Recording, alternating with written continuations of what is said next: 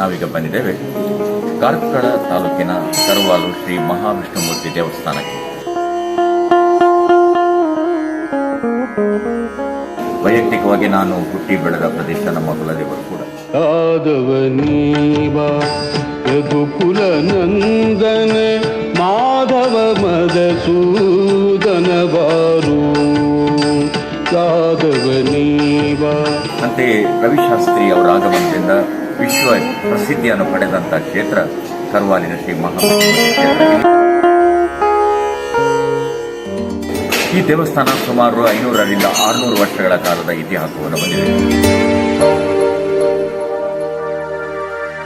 ಈ ಕರವಾಲಿನ ವಿಷ್ಣುಮೂರ್ತಿ ದೇವರ ಸನ್ನಿಧಿ ಸಮಸ್ತ ಗ್ರಾಮ ದೇವತೆ, ಸಮಸ್ತ ಗ್ರಾಮ ಜನರ ಆರಾಧ್ಯ ಕೇಂದ್ರ. ಜಗಜ್ಜಾಲಪಾಲಂ ಖಜತ್ಕಂಠಮಾಲಂ ಶರಚಂದ್ರಬಾಲಂ ಮಹಾದೈತ್ಯಕಾಲಂ. ಜಾತ್ರೆಯ ಸಮಯದಲ್ಲಿ, ಉತ್ಸವ ಸಮಯದಲ್ಲಿ, ಲಕ್ಷ ತುಳಸಿ ಪೂಜೆಯ ಸಂದರ್ಭದಲ್ಲಿ ಪ್ರಸಾದ ಸೇವೆ, ಭೋಜನ ಪ್ರಸಾದ ಸೇವೆ, ಬಗೆ ಬಗೆಯ ಭಕ್ಷ್ಯಗಳಿಂದ ಭಕ್ತಾಭಿಮಾನಿಗಳಿಗೆ ಬಲು ಪ್ರಿಯ.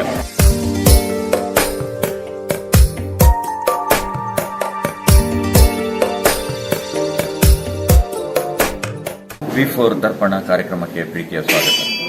ಪ್ರತಿ ಶುಕ್ರವಾರ ಸಂಜೆ 7 ಗಂಟೆಗೆ ಪ್ರಸಾರ, ಭಾನುವಾರ ಅಪರಾಹ್ನ 2 ಗಂಟೆಗೆ ಮರುಪ್ರಸಾರ. V4 ವ್ಯವಸ್ಥಾಪಕ ನಿರ್ದೇಶಕ ಲಕ್ಷ್ಮಣ್ ಕುಂದರ್ ಮತ್ತು ಬಳಗದ ಪರವಾಗಿ ತಮಗೆಲ್ಲ ಈ ದಿನ ಇದೊಂದು ವಿಶೇಷ ಕಾರ್ಯಕ್ರಮ. ನಾವೀಗ ಬಂದಿದ್ದೇವೆ ಕಾರ್ಕಳ ತಾಲೂಕಿನ ಕರವಾಲು ಶ್ರೀ ಮಹಾವಿಷ್ಣುಮೂರ್ತಿ ದೇವಸ್ಥಾನಕ್ಕೆ. ನೀವು ಆಗಾಗ ಈ ಹೆಸರನ್ನು ಕೇಳ್ತಾ ಇದ್ದೀರಿ. ವೈಯಕ್ತಿಕವಾಗಿ ನಾನು ಹುಟ್ಟಿ ಬೆಳೆದ ಪ್ರದೇಶ ನಮ್ಮ ಕುಲದೇವರು ಕೂಡ. ಅಂತೆಯೇ ರವಿಶಾಸ್ತ್ರಿ ಅವರ ಆಗಮನದಿಂದ ವಿಶ್ವ ಪ್ರಸಿದ್ಧಿಯನ್ನು ಪಡೆದಂತಹ ಕ್ಷೇತ್ರ ಕರವಾಲಿನ ಶ್ರೀ ಮಹಾವಿಷ್ಣುಮೂರ್ತಿ ಕ್ಷೇತ್ರ. ಇಲ್ಲೇ ಪಕ್ಕದಲ್ಲಿ ನಾಗಬನ ಇದೆ, ಅಲ್ಲಿಗೆ ಅವರು ಬಂದ ಕತೆ ಮತ್ತೆ ಅದರ ಬಗ್ಗೆ ವಿವರಗಳನ್ನು ಕೊಡೋಣ. ಈ ದೇವಸ್ಥಾನ ಸುಮಾರು 500ರಿಂದ 600 ವರ್ಷಗಳ ಕಾಲದ ಇತಿಹಾಸವನ್ನು ಹೊಂದಿದೆ. 3 ಸಹೋದರಿಯರು ಸ್ಥಾಪನೆ ಮಾಡಿದಂತಹ ಕ್ಷೇತ್ರಗಳಲ್ಲಿ ಇದು ಎರಡನೆಯದು. ಒಂದನೆಯದು ಪಕ್ಕದಲ್ಲಿರುವಂತಹ ಹೆಳ್ಮುಂಡೆ, ಎರಡನೆಯದು ಇರುವಂತಹ ಕರವಾಲು, ಮೂರನೆಯದು ಪಕ್ಕದಲ್ಲಿರುವಂತಹ ಚಿಕ್ಕಲ್ಬೆಟ್ಟು. ಹೀಗೆ 3 ಸಹೋದರಿಯರು ದೇವಸ್ಥಾನಗಳು ನಿರ್ಮಾಣ ಮಾಡಿ ಉಂಬಳಿ ಬಿಟ್ಟು ಇಲ್ಲಿಯ ಸೇವೆಗೆ, ಕೈಂಕರ್ಯಕ್ಕೆ ಕುಟುಂಬಗಳನ್ನು ನೇಮಕ ಮಾಡಿದಂತಹ ಹಿನ್ನೆಲೆ ನಾವು ಈ ದಿನ ವರ್ಷಾವಧಿ ಜಾತ್ರೆಯ ಸಂಭ್ರಮಕ್ಕೆ ನಾವಿಲ್ಲಿ ಬಂದಿದ್ದೇವೆ. ಪ್ರತಿ ವರ್ಷ ಇಲ್ಲಿ ಜಾತ್ರೆ ಮಹೋತ್ಸವ ಬಹಳ ಸಂಭ್ರಮದಿಂದ ನಡೆಯುತ್ತದೆ. ಈ ಬಾರಿ ಮತ್ತಷ್ಟು ಮೆರುಗು. ಈಗ ತಾನೇ ಬ್ರಹ್ಮಕಲಶ ಪೂರೈಸಿ ಮೊದಲ ವಾರ್ಷಿಕೋತ್ಸವ, ವಾರ್ಷಿಕ ಜಾತ್ರೆ ನಡೀತಾ ಇದೆ. ಅದರ ಜೊತೆಗೆ ಈ ಬಾರಿ ನೂತನ ಧ್ವಜಸ್ತಂಭಕ್ಕೆ ಸಿದ್ಧತೆಗಳು ಕೂಡ ನಡೆಯುವ ಹಿನ್ನೆಲೆಯಲ್ಲಿ ಈ ಉತ್ಸವಕ್ಕೆ ಬಹಳ ಪ್ರಾಮುಖ್ಯ ಇದೆ. ಇಲ್ಲಿ ದೇವರು ಶ್ರೀ ಮಹಾವಿಷ್ಣುಮೂರ್ತಿ ದೇವರು. ಮಹಾವಿಷ್ಣುಮೂರ್ತಿ ದೇವರು ನಿಂತ ಬಂಗಂಗಿ. ಇದು ಸುಮಾರು ಹೊಯ್ಸಳರ ಕಾಲದ ಶಿಲ್ಪಶೈಲಿ. ಸುಮಾರು 3ರಿಂದ 4 ಅಡಿ, 4 ಕೈಗಳು, ಶಂಖ, ಚಕ್ರ, ಗದ, ಪದ್ಮ. ಅಂತೆಯೇ ಇದು ಊರ ದೇವತೆ, ಊರ ದೇವರು, ಭಜನೆ, ಸಂಕೀರ್ತನಗಳು ಇತ್ಯಾದಿಗಳೆಲ್ಲ ಇಲ್ಲಿ ಅದ್ಭುತವಾದಂಥ ಪ್ರಕ್ರಿಯೆ. ನಾವೀಗ ಇಲ್ಲಿಯ ದೇವಸ್ಥಾನದ ಬೇರೆ ಬೇರೆ ಪ್ರಕ್ರಿಯೆಗಳನ್ನು ನೋಡಿ ಆ ಬಳಿಕ ವಿಶೇಷವಾಗಿ ಇಲ್ಲಿಯ ಪ್ರಾರ್ಥನಾ ಮತ್ತು ಪೂಜೆಯ ಮತ್ತು ವಿಶೇಷವಾಗಿ ಪ್ರಸಾದದ ಅರ್ಪಣೆಯನ್ನು ಕೂಡ ಎಲ್ಲ ಭಕ್ತಾಭಿಮಾನಿಗಳು ಮಾಡುವರಿದ್ದೇವೆ. ನಾವೀಗ ಒಂದು ಸುತ್ತು ಬರ್ತಾ ಇದ್ದೀವಿ.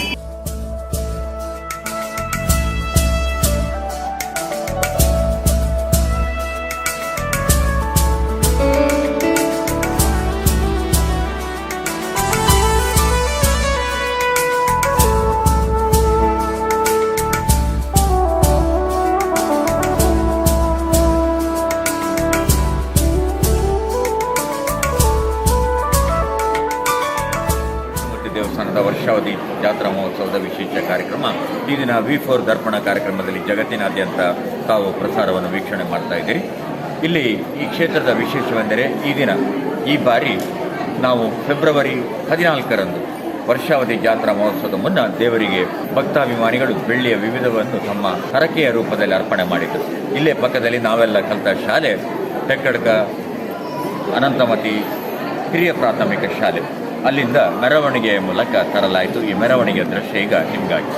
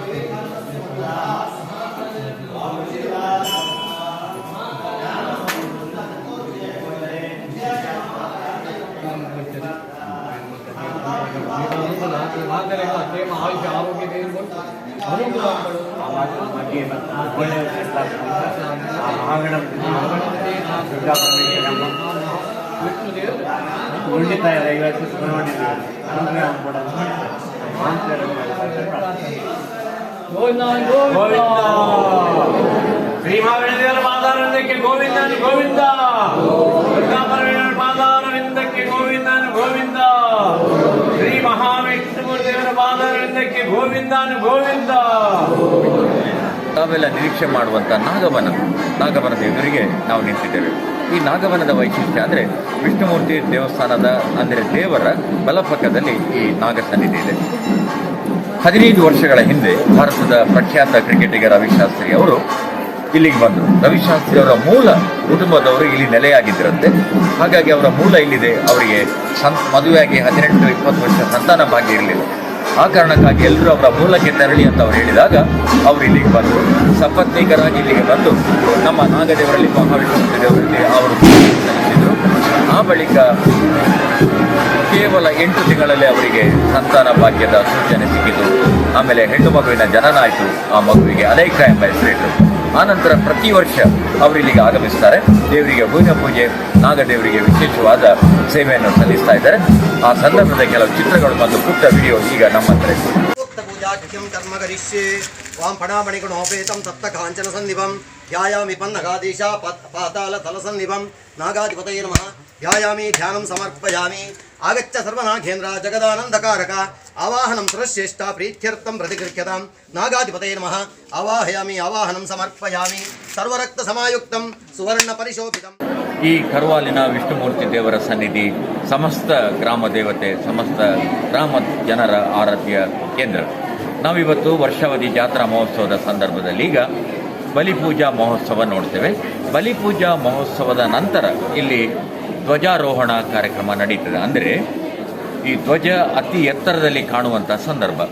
ಪ್ರತಿ ಉತ್ಸವದ ಸಂದರ್ಭದಲ್ಲಿ ಧ್ವಜ ಆರೋಹಣದ ಉದ್ದೇಶ ಏನು ಅಂದರೆ ಅತಿ ಎತ್ತರದ ಪ್ರದೇಶದವರೆಗೂ ಕೂಡ ಇಲ್ಲಿ ಉತ್ಸವ ಆರಂಭ ಆಗಿದೆ ಎಂಬ ಸೂಚನೆ.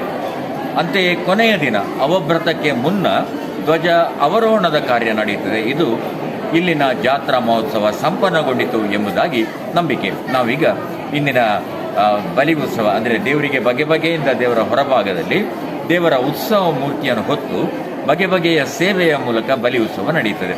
ಅದು ಭಜನಾ ಸೇವೆ ಅಥವಾ ಮಂಗಲ ಸೇವೆ ಅಥವಾ ನೃತ್ಯ ಸೇವೆ ಅಥವಾ ಇಲ್ಲಿ ಇಡುವಂಥ ವಾದ್ಯ ಸೇವೆ, ಬಗೆ ಬಗೆಯ ಸೇವೆ, ಯಕ್ಷಗಾನ ಇದ್ದರೆ ಯಕ್ಷಗಾನ, ಈ ಥರ ಬಗೆ ಬಗೆಯ ಸುತ್ತುಗಳಿಗೆ ಬಗೆ ಬಗೆಯ ಸೇವೆ. ನಾವೀಗ ಬಲಿ ಉತ್ಸವದ ದೃಶ್ಯವನ್ನು ನೋಡ್ತಾ ಇದ್ದೀವಿ.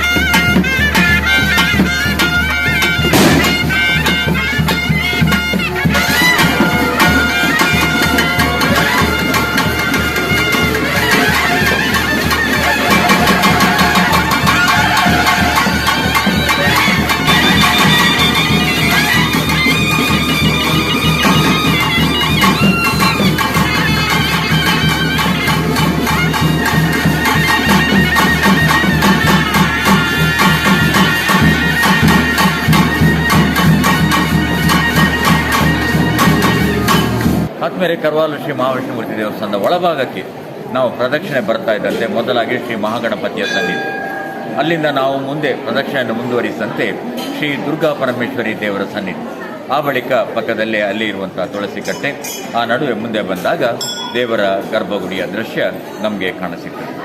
ಆದಮೇಲೆ ಕರ್ವಾಲಿನ ವಿಶೇಷ ಅಂದರೆ ಭೋಜನ ಪ್ರಸಾದ. ಜಾತ್ರೆಯ ಸಮಯದಲ್ಲಿ, ಉತ್ಸವ ಸಮಯದಲ್ಲಿ, ಲಕ್ಷ ತುಳಸಿ ಪೂಜೆಯ ಸಂದರ್ಭದಲ್ಲಿ, ಭಕ್ತಾಭಿಮಾನಿಗಳ ಹರಕೆಯ ಸಂದರ್ಭದಲ್ಲಿ, ನಾಗದೇವರಿಗೆ ವಿಶೇಷ ಪೂಜೆಗಳ ಸಂದರ್ಭದಲ್ಲೆಲ್ಲ ಇಲ್ಲಿ ಪ್ರಸಾದ ಸೇವೆ, ಭೋಜನ ಪ್ರಸಾದ ಸೇವೆ ಬಗೆ ಬಗೆಯ ಭಕ್ಷ್ಯಗಳಿಂದ ಭಕ್ತಾಭಿಮಾನಿಗಳಿಗೆ ಬಲು ಪ್ರಿಯ. ಈ ಬಾರಿಯ ಜಾತ್ರಾ ಮಹೋತ್ಸವದ ಭೋಜನ ಪ್ರಸಾದದ ದೃಶ್ಯ ಈಗ ತಮ್ಮ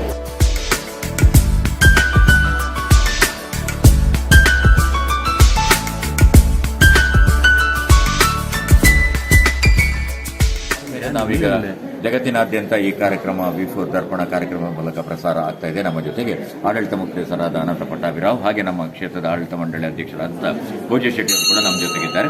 ಈ ದೇವರ ಪ್ರಸಾದವನ್ನು ಸ್ವೀಕಾರ ಮಾಡುವಂತ ಗಳಿಗೆ ನಮ್ಮದಾಗಿದೆ.